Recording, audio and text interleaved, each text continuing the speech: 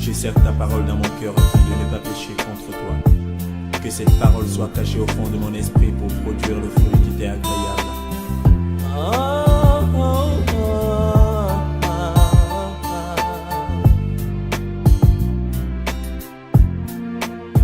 Plus que jamais, j'aime ta parole. Je suis heureux de vous retrouver après les 3 semaines, les 3 samedis qu'on s'est donnés pour se reposer un peu, pour récupérer après les intenses activités et également pour faire face à la haute saison qui concerne notre cabinet. En tout cas, merci pour votre disponibilité. Nous sommes dans Amen. le chant de Dieu, comme nous le disons, c'est une vision du Seigneur, approuvée par plusieurs hommes de Dieu qui sont sur cette plateforme, les responsables d'église, les présidents d'église, présidents de région qui nous soutiennent. Le pasteur Baguedi en est un et nous vous remercions infiniment. Alors aujourd'hui, nous sommes à notre 26e épisode et nous avons pour thème l'exode d'Abraham et les implications de son enrichissement accru. Et le texte de base, c'est Genèse 13, versets 1 à 13. Au fait, Genèse 13, nous l'avons scindé en deux. Nous allons voir la première partie aujourd'hui et la fin, nous allons voir ça le samedi prochain parce que c'est un peu dense, d'accord? Donc, avec le pasteur Babidi, nous avons arrêté d'étudier cela. La question centrale, comment Abraham vécut-il son retour avec Lot et sans lui? Bon, évidemment, la partie sans lui, nous allons mettre l'accent là-dessus le samedi prochain. Mais si le Seigneur vous met quelque chose à cœur, n'hésitez pas pour que le repas soit complet, in fine, y compris samedi prochain. Alors, les sous-questions. Quelles ont été les implications de leur enrichissement?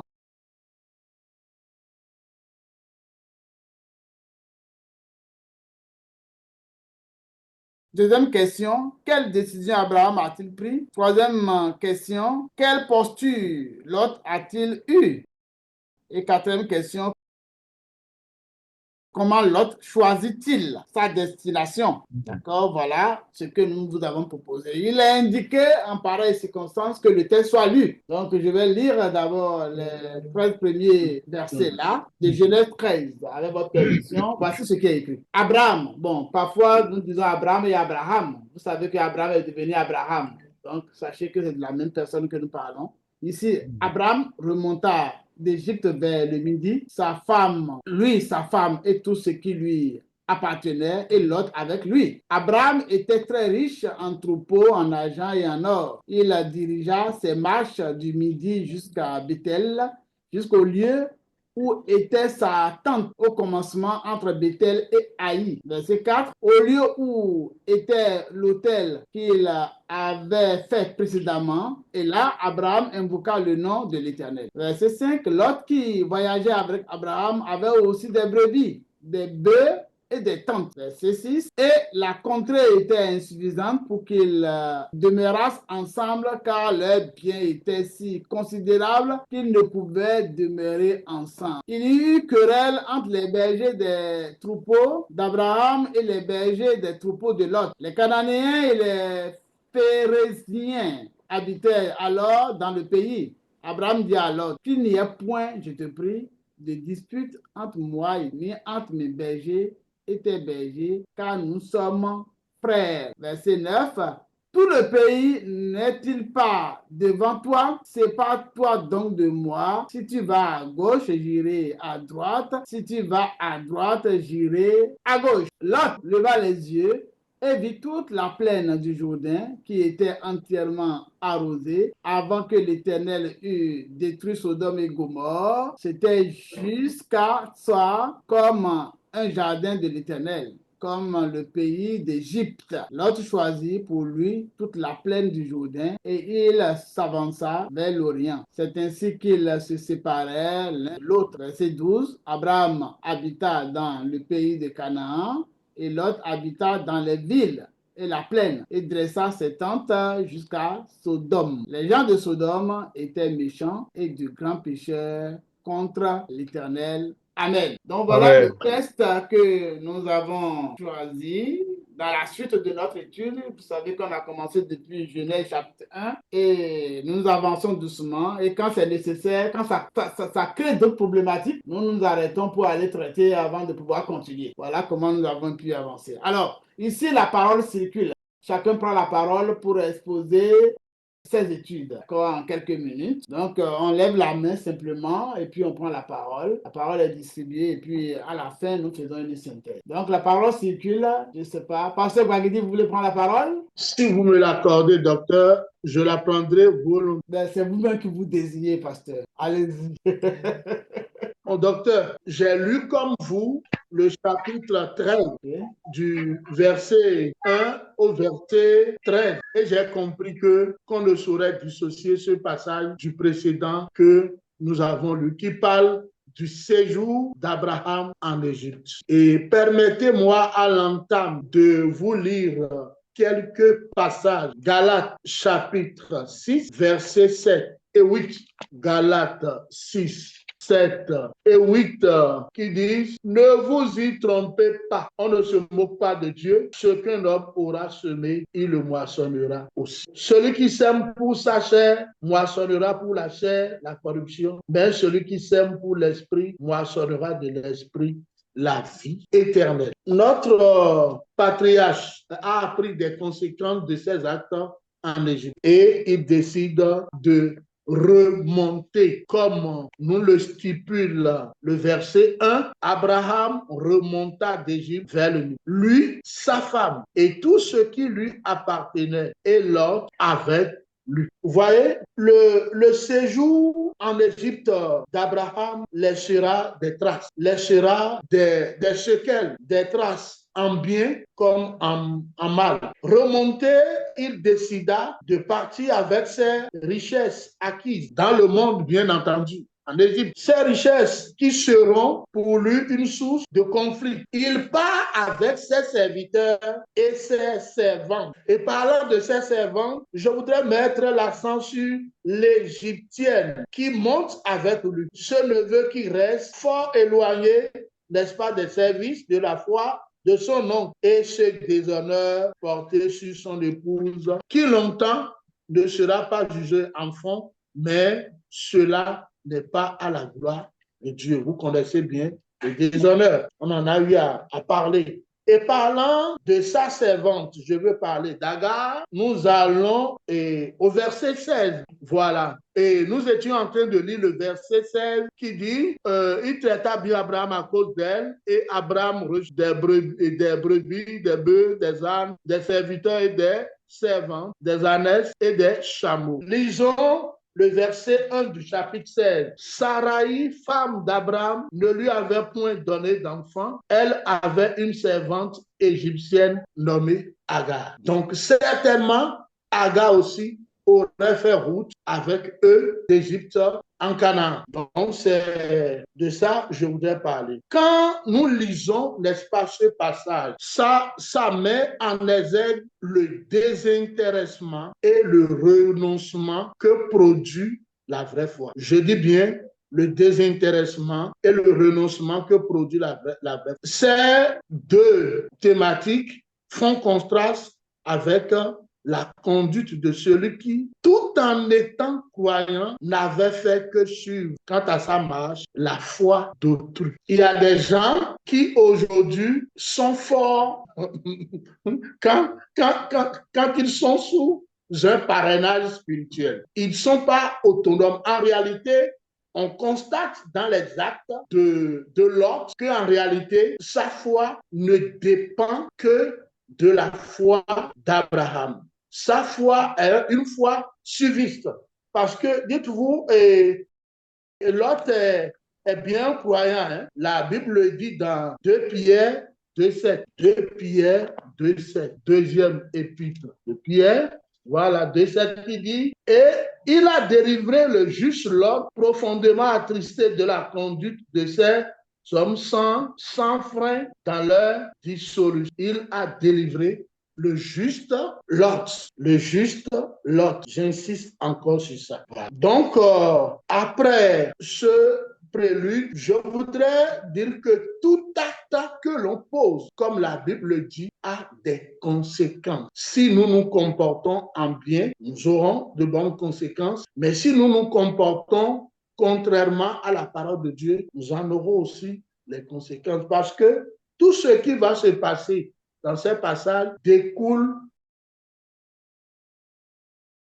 du séjour que Abraham et sa femme a passé en Égypte. Il a amené d'Égypte beaucoup de choses. Des choses qui vont contribuer à son bonheur, mais des choses qui vont contribuer aussi à son malheur. Je rappelle que j'ai parlé du désintéressement et j'ai parlé du renoncement que produit la vraie foi. Je n'irai pas verset par verset parce que vous savez que cette bénédiction qu'ils ont amenée d'Égypte en Canaan a produit que les deux doivent se séparer. Abraham doit se séparer de son neveu Lot. Et là, il est question de choix. Abraham a proposé que Lot, son neveu, fasse son choix. Alors que normalement, disons, étant le plus grand que lui, je crois, le premier choix lui revenait. Il revenait normalement à Abraham de choisir, de dire, ah, toi, mon fiston, tu peux aller rester là-bas et moi, je reste. Mais il lui a donc donné l'opportunité de choisir. Et nous avons vu ce qu'a été le choix de Lot. C'est ce qui me fait parler du désintéressement et du renoncement que produit la vraie foi. La vraie foi choisit pour l'esprit. La vraie foi choisit selon la volonté de Dieu. La vraie foi choisit selon Dieu, alors que la chair choisit pour la chair. Et c'est alors que je viens encore nous relire Galates 6, versets 7 et 8. Ne vous y trompez pas, on ne se moque pas de Dieu. Ce qu'un homme aura semé, il le moissonnera aussi. Permettez-moi de paraphraser ce passage en disant: notre bonheur ou notre futur dépend bien des choix que nous faisons aujourd'hui. Ah oui, bien entendu. Le choix de Joseph a été un choix selon la volonté de Dieu, un choix selon Dieu, et nous avons vu ce qu'a été la conséquence. Elle a été bien bonne. Aujourd'hui encore, bien aimé, nous pouvons mal choisir. Et si nous choisissons mal, nous en aurons les corollaires. Si nous choisissons bien, nous en aurons aussi les corollaires qui seront très bons. Et je ne voudrais pas monopoliser la parole, mais permettez-moi de nous poser cette question. Quelle attitude avons-nous devant les intérêts? Quelle attitude avons-nous et quelle attitude devons-nous avoir devant les intérêts? C'est très important. Mais il est amer de constater que parfois, quand nous nous trouvons devant les intérêts, on nous méconnaît. On méconnaît le chrétien. Ah, on ne badine pas avec les intérêts. Mais où est l'amour du prochain? Bien-aimés dans le Seigneur, permettez-moi donc de lire quelques versets. Proverbe 13, 11.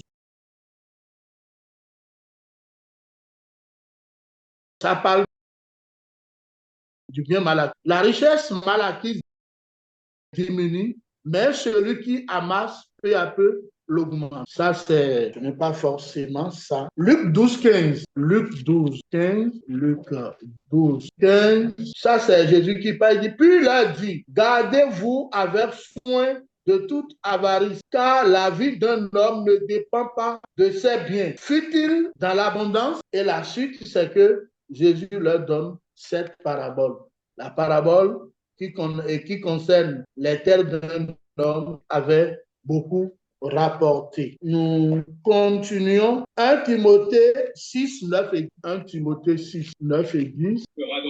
Mais ceux qui veulent s'enrichir tombent dans la tentation, dans le piège et dans beaucoup de désirs insensés et pernicieux qui plongent les hommes dans la ruine et la perdition.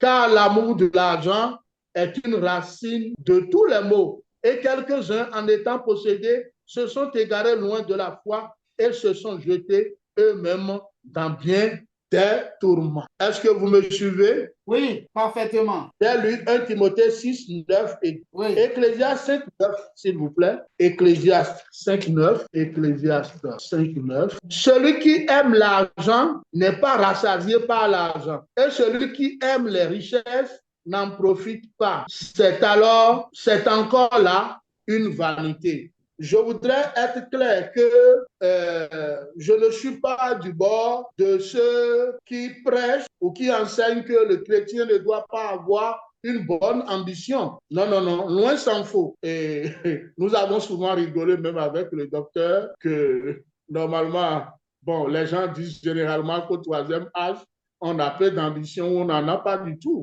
Mais on comprend que c'est même au troisième âge que certaines ambitions se révèlent. On fait encore beaucoup. Oui, l'or et l'argent appartiennent à notre Dieu. Nous devons réaliser, nous devons montrer, démontrer que notre Dieu n'est pas un Dieu pauvre. Mais attention, bien-aimés, attention à la cupidité, attention à l'avarice, attention à l'amour de l'argent. Parfois, il nous faudra le renoncement. Parfois, il nous faudra le désintéressement, si tant est que nous voulons sauver notre foi. Nous voulons sauvegarder notre foi. Je vais donner le dernier passage qui nous appelle au contentement parfois, 1 Timothée 6, 6, qui dit, 1 Timothée 6, 6, 6, 6, qui dit, c'est en effet une grande source de gain que la piété avec le contentement. Le contentement avec la piété constitue une grande source de gain. C'est alors à ce niveau-là que je vais me taire et retourner la parole à mes pères étudiants pour que nous puissions continuer et dévorer bien ce passage qui est très... Merci, docteur. Merci beaucoup, pasteur. Vous voyez, il y a des aspects que vous avez soulevés que tout de suite, là, je ne voyais pas. Hein. Ah bon? Ah oui? Donc, pour dire que la parole de Dieu, elle est riche, elle est profonde. Et pour dire que les rabbins ont raison. On ne lit pas la Bible. Mais... On s'occupe de la Bible. On ne lit pas la Torah, on s'occupe de la Torah. Il faut y aller pas à pas pour pouvoir percer les mystères. Donc, il y a de telles bonnes phrases que vous avez eu à faire. Hein, le renoncement.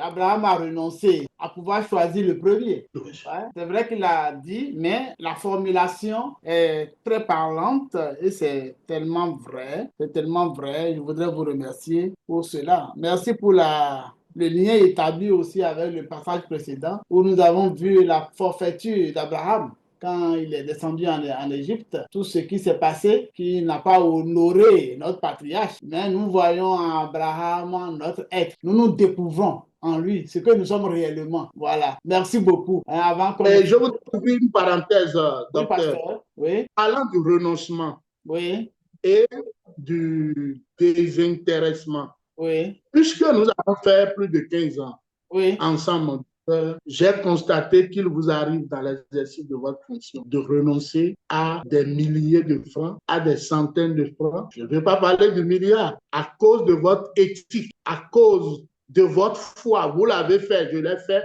et nous continuerons par le faire. Et c'est très important que tous les frères et sœurs comprennent ça. Parce qu'il y a même des gâteaux qu'on va nous offrir aujourd'hui, mais qui constituent des cadeaux empoisonnés. Et ça pourra nous rattraper demain. Après un audit, après une enquête bien faite, dossier peut nous rattraper demain. Que Dieu nous aide à maintenir. Amen. Pour sa gloire, pour sa gloire. Pour sa gloire, que le témoignage serve à la louange de sa gloire. Merci, pasteur. Alors, qui d'autre voudrait prendre la parole? Est-ce que... Oui, je peux prendre la parole, hein? Ah oui, mon cher frère et ami Sokebe Gérard, très occupé mais présent. Vous avez la parole, cher frère. Ok, merci beaucoup, docteur. Merci beaucoup, pasteur. Merci beaucoup à tous ceux qui sont présents sur le forum en ce moment. Que la grâce de Dieu abonde dans chaque vie et que cette grâce nous maintienne, qu'elle nous pousse jusqu'au sommet de notre potentiel pour la gloire de notre Seigneur Sauveur Jésus-Christ de Nazareth. Bon, donc, j'ai suivi avec intérêt tout le développement du pasteur et j'ose quand même appeler son nom, le pasteur Baguidi, donc infatigable. Alors, donc, je vais dans l'ordonnancement de la séance. Il a été demandé comment Abraham vécut-il son retour avec Lot et sans lui. Donc, je vais commencer par là. Et tout d'abord, j'ai essayé de faire un travail de séquence. Quand on prend donc Genèse chapitre 13, le verset 1 à 13, je crois que c'est la partie là qu'on étudie. Le verset 1 à 4 parle donc du retour d'Abraham. Donc, c'est en 4 parties, je l'ai scindé. Donc, le verset 1 à 4 parle donc du retour d'Abraham. Le verset, je crois, 5 à 9 parle donc de la séparation d'Abraham et Lot. Au troisième point, on voit le choix de Lot. Lot rétrograde pour une première fois. Il convoite et choisit. Donc, le verset 10, 11. On peut voir ça aussi dans Genèse chapitre 19, verset 1 et puis 33. Et puis, dernier épisode, donc, c'est le verset, je crois, dernier verset, hein, c'est le verset 11, 1. Oui, la dernière partie. 12 et 13. 12 et 13. Voilà. Et comment c'est réparti, moi à mon niveau. Alors, comment Abraham vécut-il le retour avec Lot et sans lui? Donc, je peux dire que les implications, voilà ce qui a été demandé. Et nous devons constater que dans un premier temps, cette partie soulève donc des conflits et des tensions. Et à cause de quoi? Donc, le pasteur Bagidi l'a dit, l'augmentation de leurs biens, notamment leurs troupeaux, entraîne une compétition pour les ressources. Vous voyez, une compétition pour les ressources. Les ressources sont ce que nous, les économistes, nous caractérisons par la rareté. Donc, et ces ressources-là sont à deux niveaux. C'est le pâturage et l'eau. Donc, les pâturages et l'eau. Et ils étaient dans un environnement, ils avaient des ennemis. De quoi les ennemis là sont cités dans le texte? C'est les Cananéens, puis les Phérésiens. Donc, cela va se manifester par des querelles entre les bergers, menaçant l'harmonie de leur cohabitation. Donc, c'est la première fois que dans la Bible, l'enrichissement est directement lié à des conflits interpersonnels. Donc, et ça, il faut souligner ça. Deuxième niveau de l'analyse, c'est la nécessité d'une séparation. Donc, le premier niveau, c'est les conflits et les tensions. Deuxième niveau, c'est la nécessité d'une séparation. Alors, pour résoudre les tensions croissantes entre Abraham et son neveu Lot, Abraham reconnut la nécessité de se séparer de son neveu, malgré lui, quoi. Cette séparation, bien que potentiellement douloureuse sur le plan familial, devient la seule solution viable pour maintenir la paix. Donc, c'est ce que nous pouvons dire. Alors, et comme je l'ai dit, dans le troisième point, on va voir, puisque Abraham demanda à Lot maintenant de choisir la révélation de l'enrichissement mis en lumière des priorités différentes d'Abraham et de Lot. Lot fut attiré par l'apparence prospère et les avantages matériels de la plaine du Jourdain, sans tenir compte de la moralité des habitants de Sodome. Abraham, quant à lui, bien que riche, ne laissa pas ses possessions dictées par ses choix et fit preuve de générosité en laissant Lot choisir en premier. C'est un piège. En principe, quand Abraham a demandé à son neveu de choisir, il va dire, oh, c'est son père. Abraham va dire, non, il faut choisir d'abord, papa, c'est toi qui dois me dire là où je dois aller. Ouais. Donc, quand bien il lui a dit, il faut choisir, il va dire, non, papa, c'est toi qui choisis pour moi. Je ne peux pas choisir pendant que vous êtes là. C'est le père qui dit à son fils là où il doit rester. Donc, je crois que le pasteur Bagidi a bien signalé.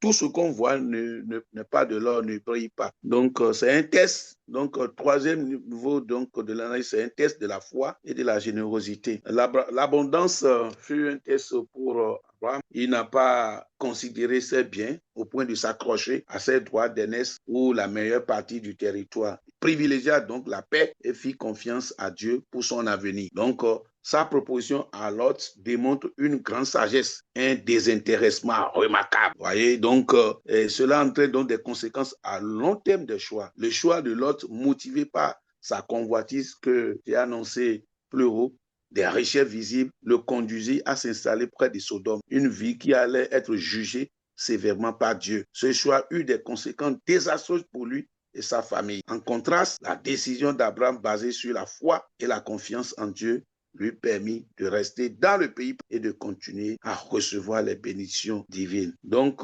sur comment Abraham Abraham vit le retour et puis sans Lot. Voici donc résumé ce que nous pouvons dire sur ça là. Alors, quelle décision Abraham a pris? Je crois que dans le commentaire, ça semble déjà ressorti. Oui. Donc, Abraham a pris une décision marquée par la sagesse et la foi. Donc, face au conflit entre ses bergers et ceux de Lot, il a choisi de proposer une séparation pacifique plutôt que de laisser les tensions s'aggraver. Il a laissé donc Lot choisir en premier la terre qu'il souhaitait, démontrant ainsi son humilité et sa confiance en Dieu. Ce choix a eu des conséquences importantes. Lot, attiré par la fertilité de la plaine du Jourdain, s'est installé près de Sodome, une ville connu pour sa corruption. Abraham, quant à lui, est resté à Canaan, où Dieu lui a renouvelé ses promesses, lui assurant, n'est-ce pas, une descendance nombreuse et une terre. Alors donc, la troisième question, c'était quelle posture Lot a pris, hein? Quelle posture Lot a pris? Bon, nous pouvons remonter encore, parce que Abraham, vous voyez, donc j'ai dit tout à l'heure, il a proposé une séparation à Lot et lui laissé le choix de la direction où il souhaitait aller en premier.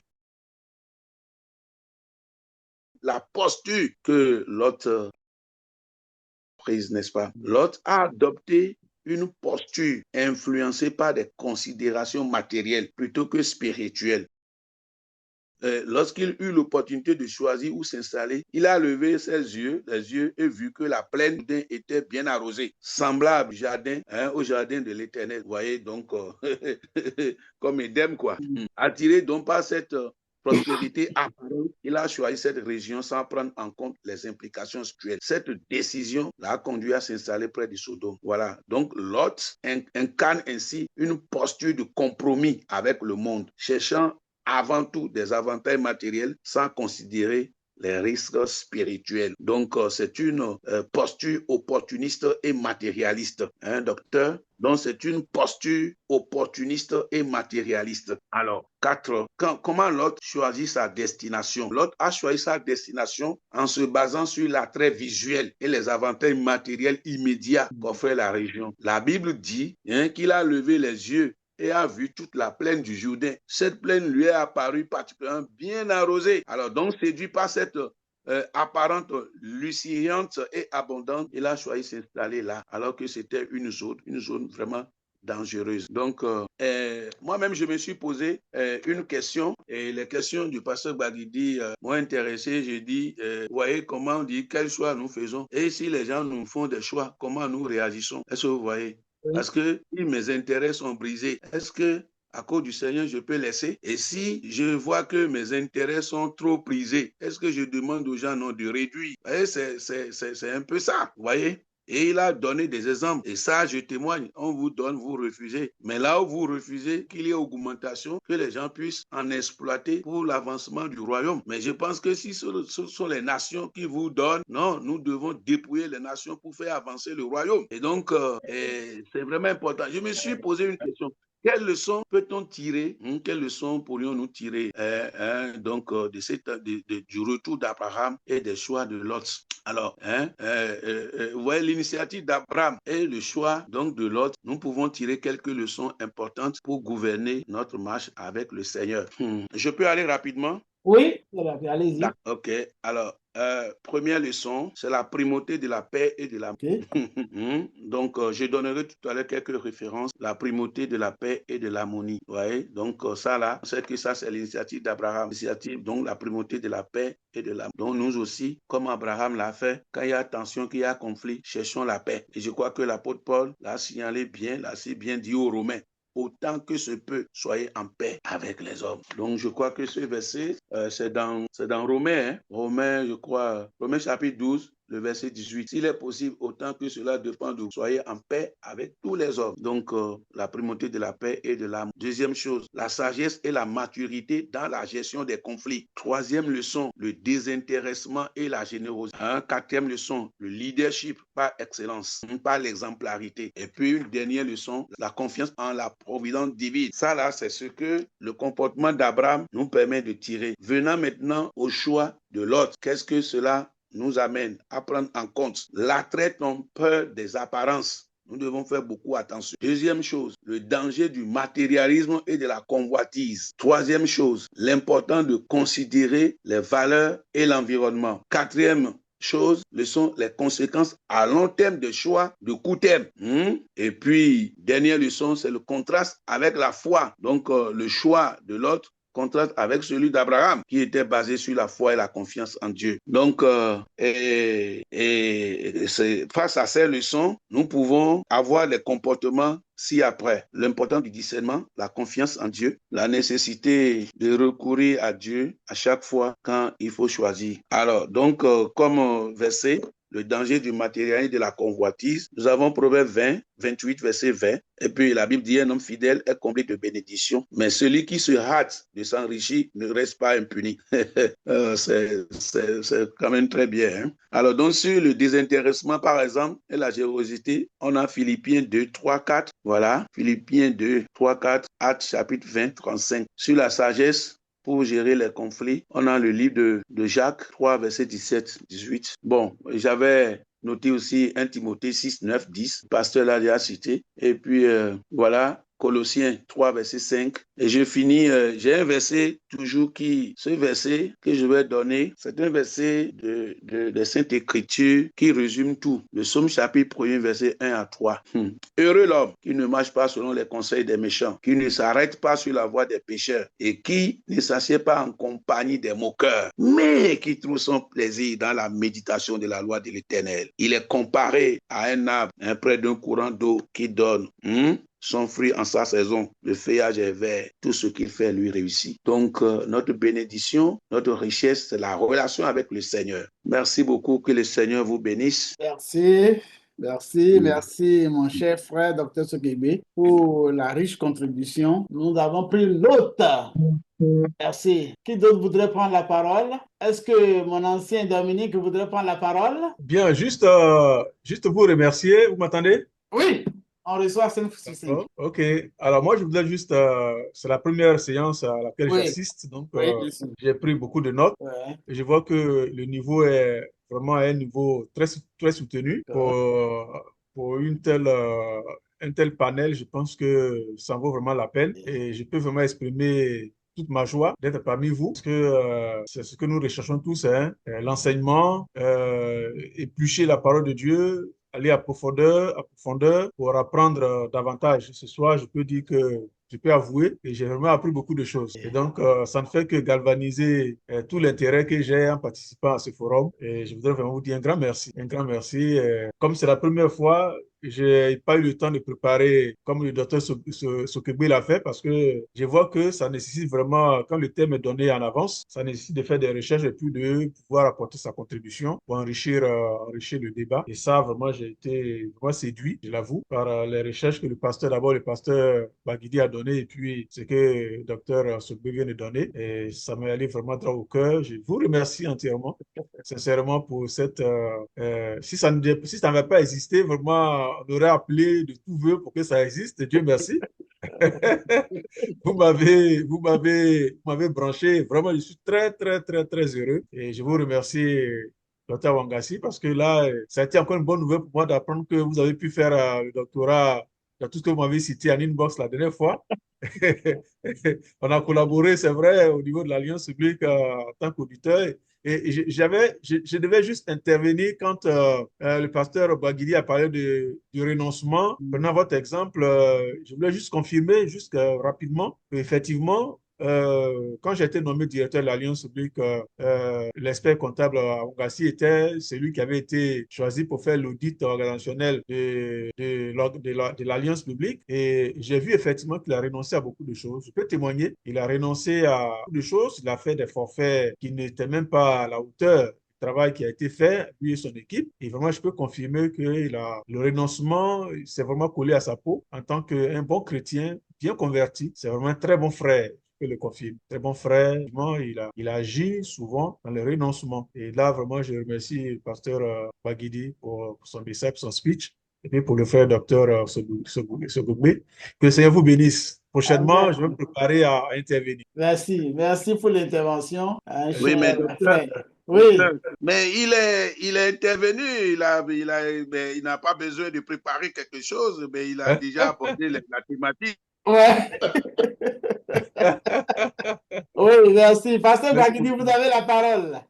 Voilà, je voudrais remercier le frère, certainement que c'est un aîné qui vient d'intervenir. Merci pour votre intervention. Et permettez-moi de saluer mon ami de tous les jours, le docteur Sokebe. Si je ne lui dis pas un mot, à la prochaine rencontre, il va m'attaquer. Donc, je voudrais vaquer à cette obligation fraternelle. Bonsoir, mon docteur. Très brillant exposé. Oui. Merci bien. Oui, on ne va pas laisser. Oui, pasteur parle encore. Oui, et le deuxième volet, ça concerne un enseignement que vous aviez donné sur la comptabilité des récabis. Oui. Je crois que il serait bon que vous abordiez ça à la suite, n'est-ce pas, de ces 13 versets. C'est importantissime pour moi. Ah bon? J'ai eu à le reprendre à un conseil national. Oui. Absolument. Parlant de la course effrénée derrière les biens matériels. Alors que nous ne savons pas ce que demain va reproduire. Oui, c'est dans Jérémie chapitre 35, 35 verset 1 à 8. Je me rappelle qu'il y avait un message comme ça. Voilà, sur la comptabilité des récabis. Oui, d'accord. Oui, ça c'est un message. Merci beaucoup. Oui. Alors, le frère bienvenu voudrait prendre la parole. Frère Kwasivi, bienvenue, Kadja. Vous avez levé la main. Nous vous laissons la parole. Veuillez activer votre micro pour la prendre. Il a activé son micro? Non, on n'entend pas encore, hein? Frère, bienvenue. C'est vraiment activé. Qu'est-ce qui se passe? Habituellement, lui, quand il intervient, hein? Qu'est-ce qu'il y a? Bon. Il est surtout sur le débit. Oui, bon. Alors, en attendant qu'il... Oui. Voilà. Très bienvenue, on ne vous entendait pas. Il faut activer le micro. Il y a un problème au niveau du son. Qu'est-ce qui se passe avec lui? On le voit bien là. Sur les vacances ou bien quoi? L'appareil s'est mis on aurait souhaité l'entendre quand même. On aurait souhaité l'entendre. Alors, en attendant qu'il se rebranche correctement, il fait quelle heure? Le temps avance. Donc, on aurait souhaité la couper sur le main ou bien je peux y aller? Oui. Il peut y aller. OK, très bien. Alors, c'est un passage qui est riche, que vous avez déjà assez bien décortiqué. J'en ai appris. Je voudrais vous dire sincèrement merci. Alors, le thème, vous voyez, on a mis l'exode d'Abraham. On a parlé de l'exode d'Abraham dans la thématique. Parce que pour les rabbins, Abraham a vécu ce que sa descendance vivra plus tard. Sa descendance a vécu l'exode. Donc, par anticipation à ce que sa descendance a vécu, lui aussi, il a vécu cet exode-là. C'est en cela que j'ai parlé d'exode d'Abraham en guillemets. Abraham est parti, descendu en Égypte. Il est descendu en Égypte. Plus tard, sa descendance va descendre aussi en Égypte. Abraham, avant d'entrer en Égypte, a fait dire à sa femme un mensonge, comme quoi elle était seulement sa sœur, alors qu'en réalité, elle était dans la position d'épouse. Donc, il est rentré, il a vécu en Égypte et Pharaon a pris la femme d'Abraham comme sa femme. Et il a fallu l'intervention de Dieu. Il y a une plaie, il y a une sanction, il y a une intervention divine sur Pharaon pour que Pharaon puisse se rendre compte que, attention, voilà un peuple qu'on ne touche pas, voilà un homme qu'on ne touche pas, voilà une femme qu'on ne touche pas. Donc c'est suite à cette plaie qu'il a chassé Abraham. Pratiquement, il a dit, allez, va-t'en, va les quitter mon pays. Et ils sont partis. Et la même scène, sa descendante vivra ça en Égypte plus tard. Après des sanctions que le peuple égyptien va vivre. Eh bien, c'est après ces sanctions, 10 plaies, vous vous souvenez, c'est après ces 10 plaies-là que, eh bien, Pharaon a décidé que il faut que le peuple d'Israël puisse quitter l'Égypte. Donc, vous voyez, le mot exode positionné là est fait à dessein. C'est vraiment un exode qu'il a. Ouais. Donc, c'est pour expliquer ça. Hein. Donc, la thématique, c'est l'exode d'Abraham et les implications de son enrichissement. Beaucoup de choses ont été déjà dites hein, et nous vous remercions, comme je le disais tantôt. Alors, Abraham, plus que l'exode qu'il a vécu, il va vivre d'autres choses. Hein. Il va être un roi plus tard. Il va être un guerrier plus tard. Il va être un sacrificateur plus tard. Il va être un prophète plus tard. Il incarne tous les ministères sacrés. On le verra dans la suite. Je le dis cela que par passion. Mais déjà là, son profil se dessine. Vous voyez? Son profil se dessine. Alors, ce que nous constatons et que notre frère bien-aimé Gérard Sokegbe a souligné ainsi que le pasteur, c'est que ils sont devenus riches. La dernière fois, au cours du dernier épisode, que nous allons vous poster bientôt, hein, on va vous poster dans les 24 heures, nous avons vu que c'est des biens mal acquis. C'est des biens vraiment mal acquis. C'est suite au mensonge. Je crois que le pasteur Baguiri a même souligné que cela ressemble, ce que le Pharaon lui a donné en prenant sa femme, ça ressemblait même un peu comme à une dot. C'est comme si c'est une dot que le Pharaon était en train de payer. Ben, comme il n'y a pas eu le consentement formel d'Abraham, on ne peut pas appeler ça dot en tant que tel, mais c'est un peu comme... Donc, c'est un enrichissement. Bon, donc, il quitte là avec son neveu, avec des servantes et autres. Et docteur.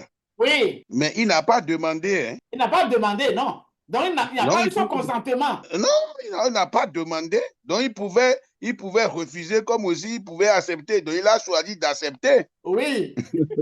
Donc, oubliez ça. Effectivement, il a choisi d'accepter. Il est parti avec. Ce qui est sûr, c'est un enrichissement mal acquis. Bon, vous voyez que cet enrichissement-là, ça ressemble aussi à l'enrichissement de sa descendance. Lorsque les Israélites vont quitter l'Égypte, ils ont demandé de l'or, ils ont demandé des richesses et le peuple leur a donné.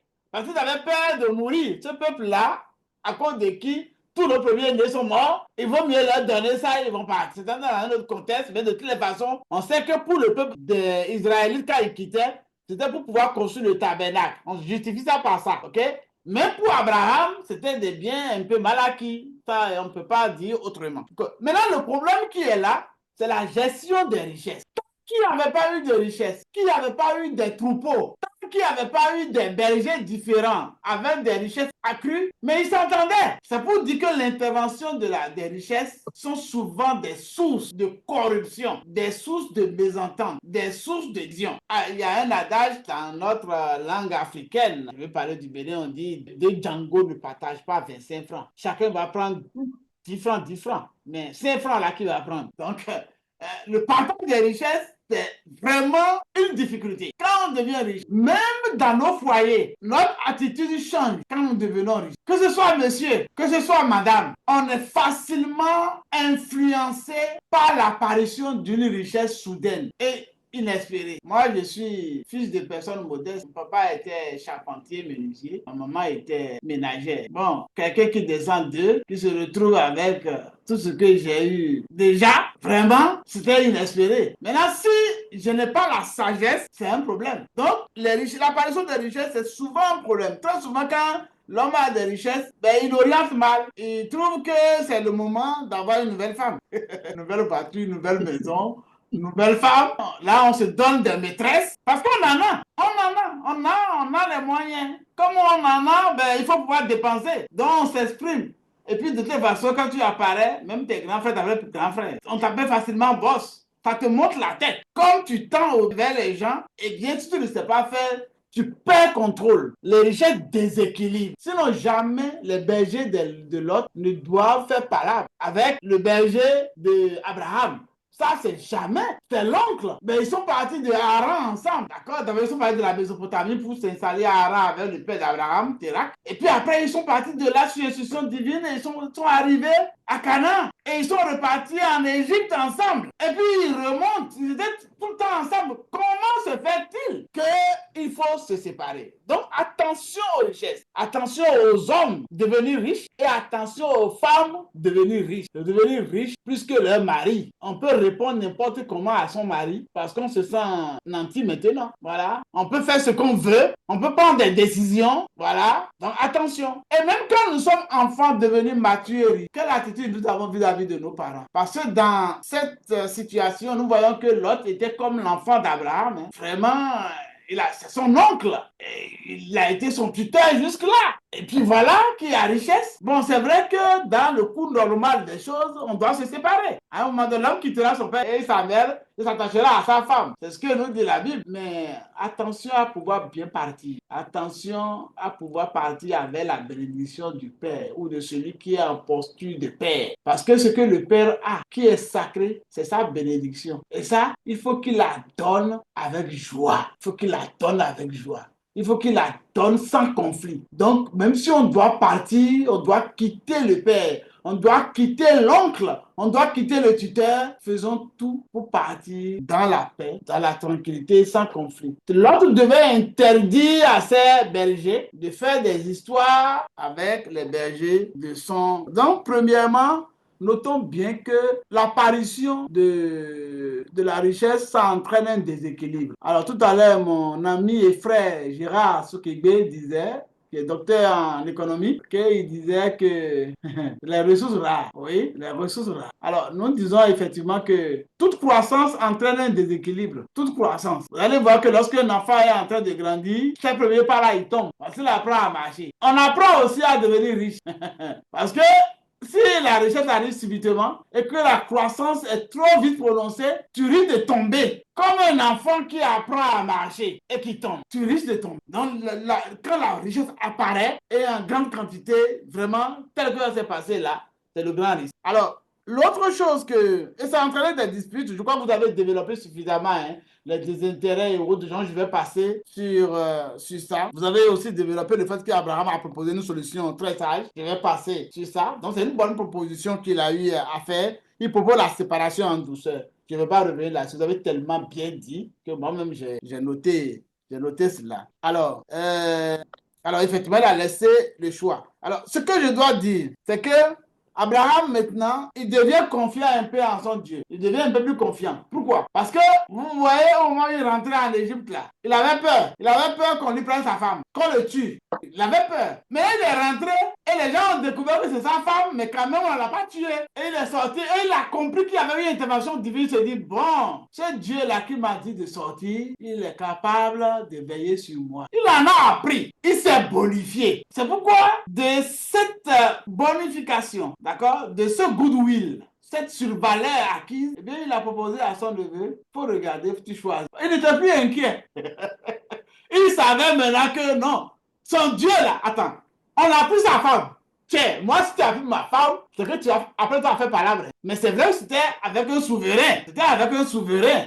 Donc, il ne pouvait pas faire autrement. Mais c'était dans la douleur. Mais il a pu reprendre sa femme. La femme était partie. Donc, il a confiance que son Dieu est capable de lui venir en aide. Donc, j'ai noté qu'Abraham a gagné en maturité. Alors, selon ce que j'ai eu à apprendre de mes notes sur l'étude de la Torah, c'est l'expression lever les yeux et voir. D'accord? Dans Genèse 13, verset 10, on dit que Lot a levé les yeux et a vu. Alors, cette expression, vous allez voir ça plusieurs fois dans la Bible. Lever les yeux et voir, ça se répète. Et quand on répète quelque chose comme ça dans la Bible, et surtout dans la Bible hébraïque, c'est qu'il y a un sens. Ce n'est pas une expression banale, je veux dire. Cette redondance en hébreu biblique cache quelque chose. Ça cache une insistance, d'accord? Ce n'est pas une redondance simple. Et il a levé les yeux pour voir quoi? Ce Lot-là, il a vu quoi? Il a vu que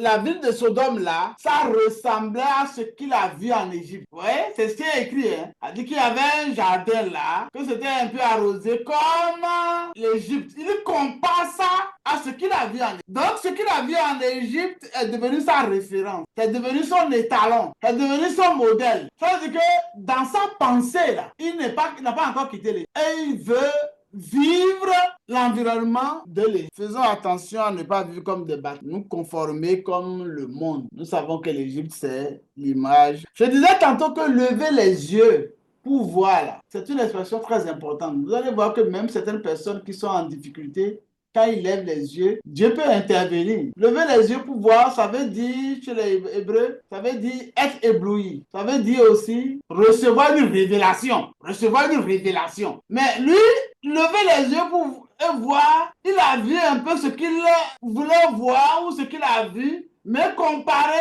au monde. Vous voyez là, il y a un peu comme ce qu'on a vu dans les premiers chapitres de la Genèse, dans Genèse 3, où on a étudié, vous vous souvenez, l'anatomie de la séduction. Vous vous souvenez que la femme a regardé le fruit, a vu que le fruit était bon, agréable à la vue, bon à manger, et ça pouvait ouvrir l'esprit. Donc, notre Lot, là, en regardant, il a regardé de la manière dont Ève a regardé. Oh, il faut regarder dans le regard, il faut regarder pour vraiment voir ce que Dieu veut nous dire. Vous avez déjà dit que normalement, lorsqu'on lui a proposé de choisir, là, il devrait, en toute sagesse, dire non, dis-moi où je dois rester pour pouvoir venir te voir plus facilement, pour que tu puisses venir me voir plus facilement. Il devait laisser le choix. Mais non. Souvenez-vous de, comment elle s'appelle? Agar, oui, Agar. Lorsque Agar avait été renvoyée par Sarah, après qu'elle ait eu un enfant, là, qui avait eu la discorde, elle était désemparée puisqu'elle devait partir avec son. Vous allez voir que dans Genèse, il est dit qu'elle a levé les yeux, elle a vu un ange. Et quand elle a fini de voir l'ange qu'elle a entendu, quand l'ange a disparu, qu'est-ce qu'elle constate? Elle constate qu'il y avait un puits. Le puits était là, hein, mais elle n'avait pas vu. Donc, il y a comme une révélation. Donc, quand lever les yeux, voir, ça peut vouloir dire être ébloui, ça peut vouloir dire aussi recevoir une révélation. Vous vous souvenez de ce psaume-là que nous avons souvent chanté? Je lève les yeux. Ouais. Vers les montagnes. Voilà, d'où me vient le secours. Ce n'est pas gratuit, c'est une expression. Voilà. Je cherche le secours. Je cherche la voix de Dieu. Je cherche la direction de Dieu. Je cherche l'intervention de Dieu. Je cherche l'orientation de Dieu. Je lève les yeux vers les montagnes. D'où me viendra le secours? Me vient de l'Éternel qui a fait les cieux et la terre. Le secours ne vient pas. Le secours ne vient pas des hommes. Des hommes ou bien de la verdure des champs. Ça ne vient pas de l'eau qui ruisselle. Voilà. Il faut voir au-delà de l'apparence de cette verdure. Mais, parce que, vous voyez, le psalmiste a dit, je lève les yeux vers les montagnes. Mais d'où me vient le secours? Ce n'est pas des montagnes. Ça vient de l'Éternel. Du Dieu Yod-Hé, Vav-Hé. Dieu Adonai. Dieu Hachem. C'est là qu'il fallait regarder. Je crois que rien qu'en nous attardant sur je lève les yeux pour voir, là, lever les yeux pour voir, nous avons des messages importants et importantissimes à faire passer. Nous avons des messages à faire passer, des messages très riches, très riches. Vous avez parlé du choix. On lui a demandé de choisir. Mon pasteur Bagidi a parlé du choix. Vous voyez que le choix aussi, c'est une thématique sur laquelle on peut s'attarder. Vous avez dit, tout dépend du choix que nous faisons. Notre avenir, notre futur dépend des choix que nous faisons aujourd'hui. Effectivement, il faut savoir choisir. Hein? Et je vais peut-être m'en arrêter là avant de faire une synthèse de vidéo globale. Vous voyez que Marthe et Marie étaient face à un choix. Je crois que c'est Marie qui avait choisi la bonne part, non? Et Marthe se plaignait, n'est-ce pas? Et Jésus lui a dit, tu t'inquiètes pour beaucoup de choses, mais Marie a choisi la bonne part qui ne lui sera point ôtée. Je crois que ce que j'ai envie de dire, c'est dans Luc 10, versets 41 et 42. D'accord? Une seule chose est nécessaire. Choisir la bonne part. Donc, faisons tout pour choisir toujours la bonne part. Et comme ça, nous n'aurons pas passé un avenir désastreux, un avenir difficile, un avenir douloureux. Oh, la prochaine fois, nous verrons certainement que Abraham aussi lèvera les yeux.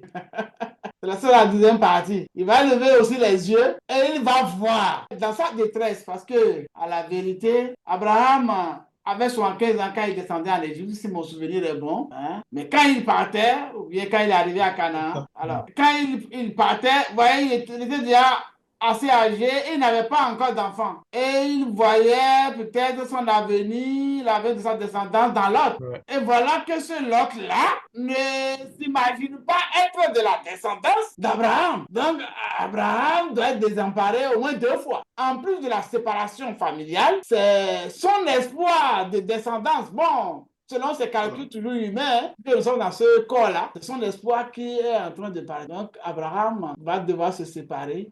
Décision sage, mais totalement blessé, amputé, et il faudrait que lui aussi il lève les yeux. Et on verra la prochaine fois, quand il a levé les yeux, là, ce qu'il a vu et quel enseignement nous pourrions en tirer. Il est 33, nous allons laisser la parole à notre frère Bienvenu, s'il est toujours en ligne, s'il a pu régler son micro, nous allons l'écouter. Mon frère Bienvenu, ok, donc il a laissé le message, il dit qu'il remercie Dr. Sekebe pour sa brillante intervention. Ok, on a lu le message, merci bien, merci. Je crois que l'heure a tourné. Habituellement, nous faisons 1h30. Mais quand je finis comme ça, je laisse la parole au pasteur Bagidi toujours. Donc, il va prendre la parole, d'accord, après la synthèse, et après, il va désigner quelqu'un pour la prière de fin. Pasteur, vous avez la parole. Merci, docteur. Je voudrais finir en laissant ce verset qui pourrait être aussi un polémique. Nous sommes dans Ésaïe chapitre 5 verset 8. Ésaïe 5, 8 qui dit « Malheur à ceux qui ajoutent à maison et qui joignent champ à champ jusqu'à ce qu'il n'y ait plus d'espace et qu'ils habitent seuls au milieu du pays. » Je reprends. Malheur à ceux qui ajoutent maison à maison et qui joignent champ à champ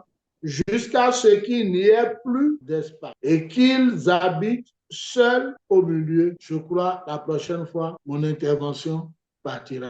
Bénisse. Amen. Alors, je voudrais très respectueusement demander aux frères, au fait, l'ancien de l'Alliance biblique, son nom m'a échappé. Dominique. Voilà, le frère Dominique. Bon, moi, Dominique a un nom pour maternel, je n'ose pas prononcer son nom.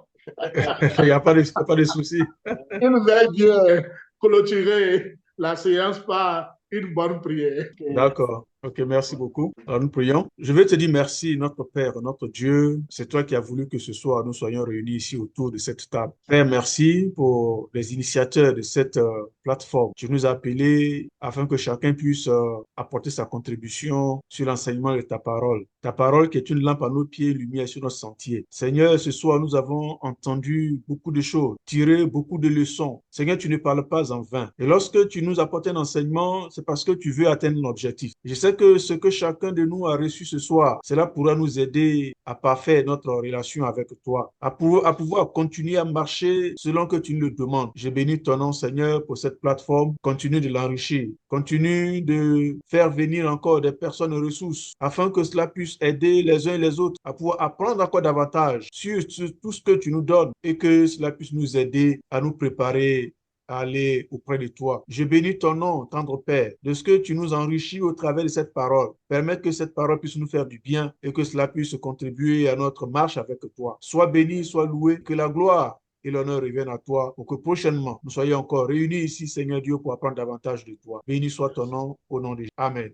Amen. Amen. Merci beaucoup. Merci pour votre fidélité. Nous vous souhaitons un bon culte demain. Merci. Et à samedi prochain, même fidélité. Amen. À samedi. Amen. Bye bye. Okay.